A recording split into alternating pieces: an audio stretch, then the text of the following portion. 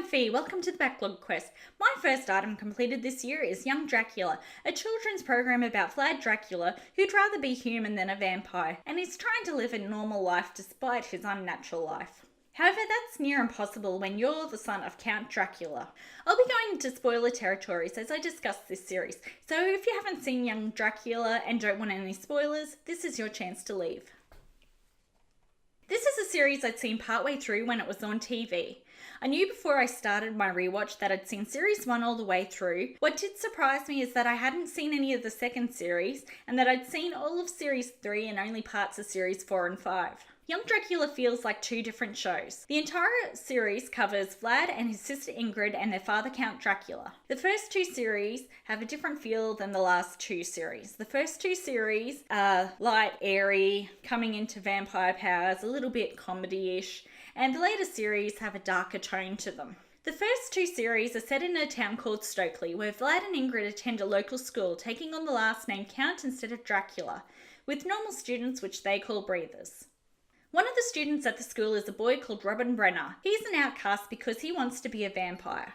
Robin ends up becoming fast friends with Vlad and works out the family secret immediately. Robin doesn't understand why Vlad doesn't want to be a vampire and is there encouraging Vlad along with his younger sister Chloe as Vlad's vampire powers begin to develop. The rest of the Brenner family have no clue that the Dracula family are vampires.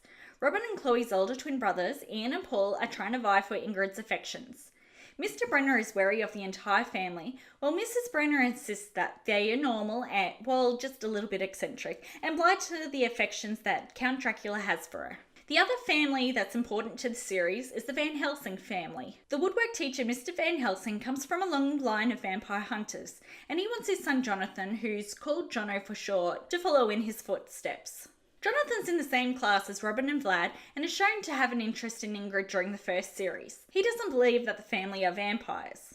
In the second season, Jonathan has accepted that the Dracula family are vampires. His crush on Ingrid's disappeared. He's trying to hunt the family while keeping it a secret from his mother, who doesn't believe in vampires and doesn't want him following in his father's footsteps. During the early series, we see Count Dracula, who is training Vlad to be his heir, the future Prince of Darkness, while Count Dracula ignores his daughter Ingrid, who's trying to do everything to show that she should be the heir instead of Vlad, who doesn't have an interest in being the heir. The Dracula family has a human servant, Renfield, who wants to be turned into a vampire. He's been loyal to the family his entire life and comes across as dim. He loves disgusting foods, but he's shown to be intelligent when it comes to potions that he makes throughout the series and his knowledge of vampire illnesses and ailments. I love the entire Dracula family.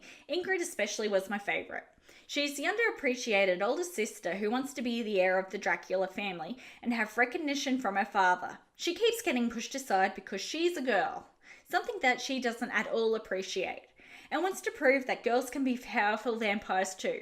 By the end of the series, it's shown that Ingrid's the first woman on the Vampire Council, but that doesn't mean her trials are over. She's still underappreciated at the council. The father is played by Keith Lee Castle, who's someone I always thought fit the role of Dracula perfect.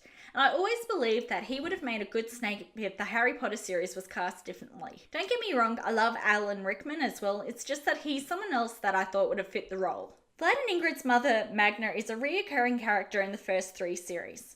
She comes and goes, usually with a plot to take power from the Dracula family. She left the Count, leaving him for a werewolf named Patrick. They together have a son named Wolfie, who was born during the second series.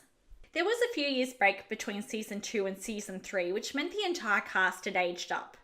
Instead of making the show still aim for the younger audience that it was originally, they aged the show with the characters. The later series are aimed more towards teenagers and take some darker tone than the early 2 series. We also no longer have the Brenner family and the story's set in a different location than it was originally. In the first 2 series, Vlad has come into his powers and is learning to control them. In the later series, Vlad has fully come into his powers and has surpassed his father. That doesn't mean his training's over. He's still training, and as the chosen one, he's trying to use his influence to create a safer environment for both breathers and vampires. The later series are set in a private school called Garside Grange, which Count Dracula is the owner of. The family live in the attic of the school. The only member of the school that we see on a regular basis is Miss Macaulay, the school principal. Count Dracula is shown to have an interest in her throughout the series. We also get introduced to a new character during season 3 that I didn't really like. She's a slayer whose brother has been turned into a vampire, and she's trying to save her brother by getting close to the family that turned her brother into a vampire in the first place. And the member of the family from the Dracula family who turned her brother is Ingrid. At first, Erin disguises herself as a new vampire that Vlad eventually discovers Erin's secret and slowly falls in love with her, and eventually they get together and date throughout the series, but it's full of secrets on Erin's side and it doesn't end up working out. And I was very happy when she didn't return in series 5. About the only character I was happy that didn't return in series 5. We get to see Jonathan Van Helsing again, along with his mother, who's now the head of the Slayers Guild. I don't know how she did it because it was such a short amount of time between the series. One member of their family, however, is missing, and that's Mr. Van Helsing, the woodwork teacher. It is said that he was killed between series and was killed by vampires, and Jonathan blames Vlad for his father's death, since Vlad wiped memories out of his father's memory, and because Mr. Van Helsing couldn't remember about the vampires, he wasn't able to defend himself. And it is something that Jonathan is shown to eventually forgive Vlad for and come to understand why Vlad wiped the vampires from his father's memory in the first place. In fact, he wiped the vampires from the whole family's memories, but it's not shown how Jonathan and his mother remembered that vampires were real. One thing that disappointed me about the 5th series is that Jonathan isn't in the 5th series. And he's not the other character that didn't return in the 5th series. Wolfie, Vlad and Ingrid's younger half-vampire, half-werewolf younger brother, also didn't return, along with Miss Macaulay, who hasn't returned since the school has been shut down between series 4 and 5. The 5th season has a different storyline again. Vlad's shown to be losing his powers that were once more powerful than his father. And he learns that this is because his father hasn't been truthful about his heritage, and that Magnet isn't actually his real mother. His real mother is a breather named Sally. Vlad tracks his mother down and invites her to the now closed school to make an art piece for the vampire hotel that Dracula planned to open on a whim but never actually gets around to. His mother arrives at the school with his younger half-sister, Georgina, who prefers George. George thinks it's great having a vampire older brother, while Sally's having a hard time adjusting to the vampires and being real, and that her son is a vampire and that danger that involved having a vampire in the family. She loves Vlad, but she doesn't want to put George in danger, so in the end, Sally and George both leave.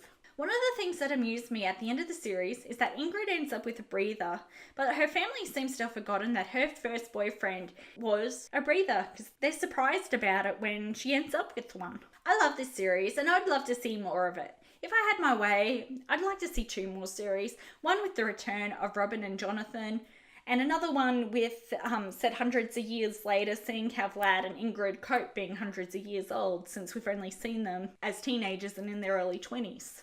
This is a very well done children's show, one that I believe that can be enjoyed by adults, especially the latest series, which are aimed at that older audience. And it's proper vampires. If you love proper vampires, this is a great show to watch. And with this show completed, that makes my total items from my backlog completed 1. 1 video series, 0 movies, 0 books, 0 games. Thank you for joining me for this episode of the Backlog Quest. See you next time when I tackle the next item from my backlog.